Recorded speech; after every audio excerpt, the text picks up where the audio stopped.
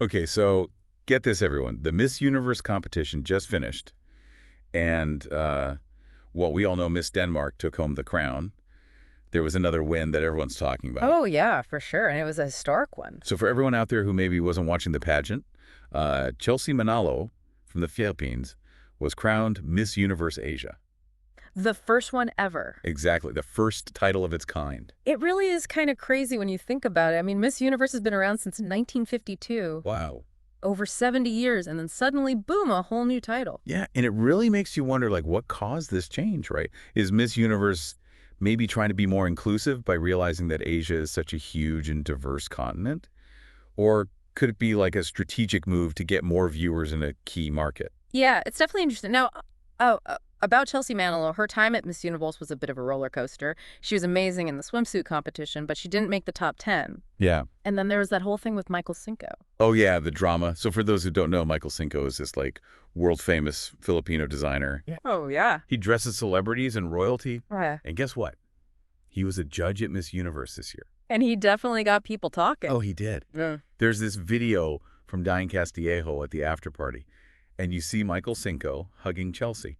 And he tells her in Tagalog, "Ang tas ng scores na binigay ko sa'yo," which basically means he gave her really high scores. Wow, that's not something you see every day. Yeah. You know, judges usually score based on things like poise and confidence and how well a contestant embodies that Miss Universe ideal. Right. But to come out and say your scores, especially for someone like Michael Cinco, that's a big deal. Yeah, it makes you think about how transparent the scoring really is. Yeah. Was he just trying to be nice to Chelsea? Yeah.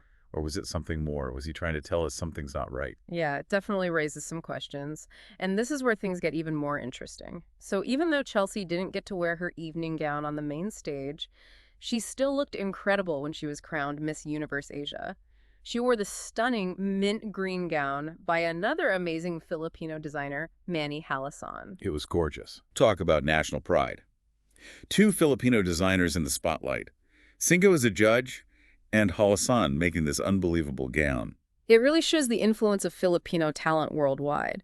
So to be clear, besides the main Miss Universe crown, there are also these continental titles like Miss Universe Americas, Europe, and so on. Okay. Chelsea winning Miss Universe Asia is huge because it's a brand new title in that group. We also had Chidima Adetshina from Nigeria, who won Miss Universe Africa and Oceania. Then there was Matilda Vertavory from Finland, who won Miss Universe Europe and Middle East, and Tatiana Calmel from Peru, who won Miss Universe Americas. I get this. Chelsea's roommate during the whole competition was Miss Peru, Tatiana Comel, who ended up winning Miss Universe Americas. Oh, wow. Can you imagine those conversations, Mm-hmm. sharing dreams and anxieties, maybe even some insider tips? It makes you think about what goes on behind the scenes at these huge pageants. There's so much more than what we see on stage. Yeah, it's a whole other world, isn't it? And with this new Miss Universe Asia title, do you think this is going to be a big deal? Like, will we see people trying to win this as much as the main crown? That's a really good question. It's hard to say for sure, but it could definitely be a big award. I mean, it represents such a large and diverse area. Plus, it's the first new continental title ever for Miss Universe, which makes it pretty special. Right, that alone makes it pretty cool. Yeah, exactly. And think about what it could mean for the competition itself. Like, will people start doing things differently? Will they try to appeal to a specific region? It'll be interesting to see how it changes things. Totally. And I wonder if Miss Universe will add even more regional titles later on, like Miss Universe Southeast Asia or Miss Universe Central America. Yeah. You know, get even more specific. That's a cool idea. I mean, it would give more contestants a chance to be on that global stage and show off the beauty and culture of different areas. Yeah. It would also show how much pageantry is growing around the world. For sure. I can totally see that happening. Okay. It would make things more exciting and more competitive. Imagine the pressure on the contestants if they're trying to win the main crown and a regional title. Yeah, that would definitely make things more complicated. But speaking of complicated, how do you even judge something like beauty when it's so subjective? Especially with so many different cultures and ideas about what's beautiful. That's a big question, right? Is there even something like objective beauty? Or does it all depend on who's looking? That's the big question. And it brings up another one. How much should a judge's personal taste matter in a competition like this? Like, remember what Michael Cinco said about Chelsea's scores? Yeah, exactly. Like, what if he loved what she did, but other judges didn't? How do they decide? It must be really hard to balance personal taste with some kind of universal standard of beauty. It definitely brings up some tough questions. And then there's also the issue of representation. Are the judges really looking for all kinds of beauty? Or do certain looks still matter more? Right? Are we really celebrating all kinds of beauty, or are we still stuck on old ideas of what's considered beautiful? It's a conversation that's happening a lot these days, and for good reason. The world's changing, and what people think is beautiful is changing too.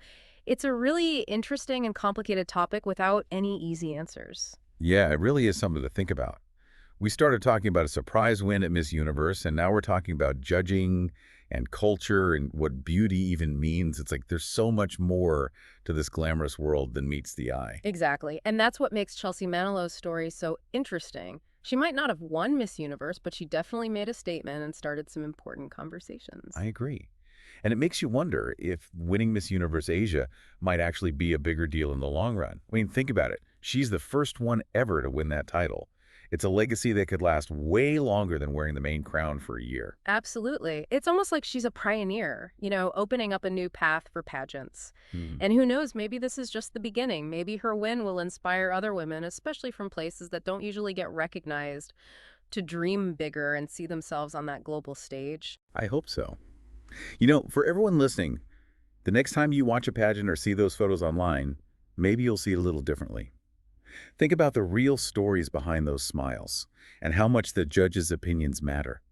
And think about what makes someone beautiful on a world stage. It's not just about winning the crown, it's about who's getting attention and whose ideas are shaping these stories. And it's about how these competitions are changing to keep up with the world. That's a great point. It's like Chelsea's story shows us that sometimes the most exciting journeys aren't just about reaching the finish line.